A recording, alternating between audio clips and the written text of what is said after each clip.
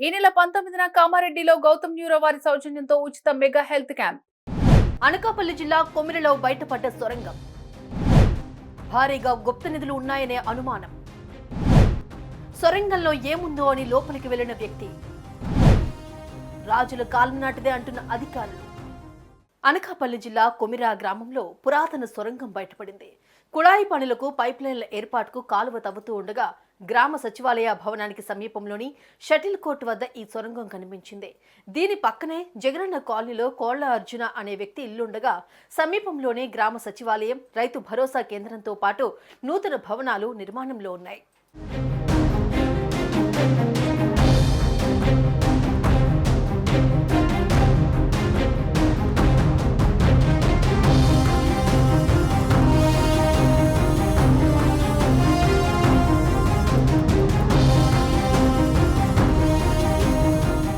అయితే ఈ సొరంగం మాడుగుల రాజుల కాలంలోది అంటున్నారు అధికారులు. ఈ ప్రాంతంలో సొరంగాలు చాలా ఉండేవని గ్రామస్తులు చెబుతున్నారు. ఈ ప్రాంతంలో ప్రవహించే నదులపై వంతెనలు ఉండేవి కావని, అత్యవసర సమయాలలో ప్రయాణం సాగించేందుకు రహస్య సమాచారాలను చేరవేసేందుకు ఒక చోటు నుంచి మరో చోటికి సొరంగాలు తవ్వి ఆ మార్గాల ద్వారా వెళ్లేవారని తమ పెద్దలు చెప్పేవారని అంటున్నారు.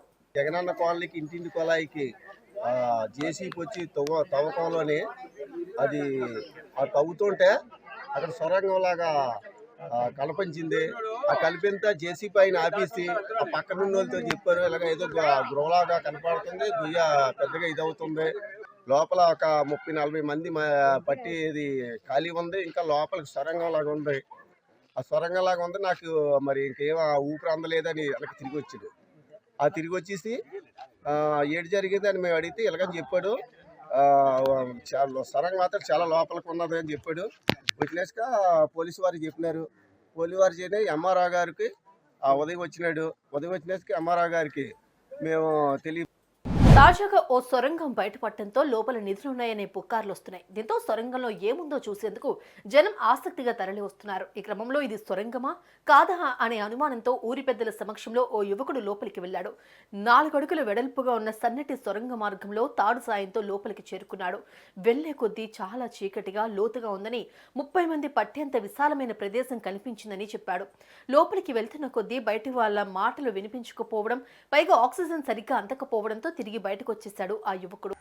దిగుతావనాలంటే సరే దిగుతాను, తోడు తెచ్చారు, కట్టారు, నాకు కట్టి సరే నేను పర్వాలేదు వెళ్ళి నాకు ఏమైనా ఇబ్బంది అయితే నేను వెంటనే మీకు పిలుస్తాను, మీరు నన్ను వెంటనే తోడెట్టి లాగాల అని చెప్తే సరే అలాగే చేయి అన్నారు. వెళ్తే నేను చాలా లోపలికి వెళ్ళాను. లోపలికి వెళ్తే ఇంక నాకు ఊపి రాలేదు, మీదోళ్ళ మాటలు నాకు వినిపించలేదు, వాళ్ళ మాటలు వాళ్ళకి వినిపించలేదు, తాడు లూజ్ వదలమన్నా వాళ్ళకి వినిపించలేదు, టైట్ లాగమన్నా వాళ్ళకి వినిపించలేదు. ఇంకంటే నేను వాళ్ళు కొట్టుకున్న తాడుతో పాటు నేను పైకి వచ్చాను. పైకి వచ్చిన తర్వాత వాళ్ళు అడిగారు, 4-3 పెద్దోళ్ళు ఉన్నారు, పెద్దోళ్ళు మన ప్రెసిడెంట్ వాళ్ళు చాలామంది పెద్దోళ్ళు ఉన్నారు, వాళ్ళందరూ కూడా అడిగారు ఏమైందిరా లోపల ఏముంది ఏమని చూసామంటే దగ్గర 30 మంది ఉన్నారు, 30 మంది జనం కూడా పడతారు, అందులోనే అంత ప్లేస్ ఉంది అని చెప్పాను. కాగా ఈ సొరంగం పోలీస్ రెవెన్యూ శాఖ దృష్టిలో పట్టడంతో సొరంగం వద్ద పటిష్ట భద్రత ఏర్పాటు చేశారు. ఎవరూ లోపలికి వెళ్లకుండా కంచి ఏర్పాటు చేశారు. ప్రజలను కూడా ఎక్కువగా అక్కడికి రానివ్వడం లేదు. కాగా ఈ సొరంగంలో ఏముందో తెలియాలి అంటే లోతుగా తవ్వకాలు జరగాల్సిందే. మరి ఈ సొరంగంలో గుప్త నిధులు ఉన్నాయని మీరు అనుకుంటున్నారా? కామెంట్ చేయండి.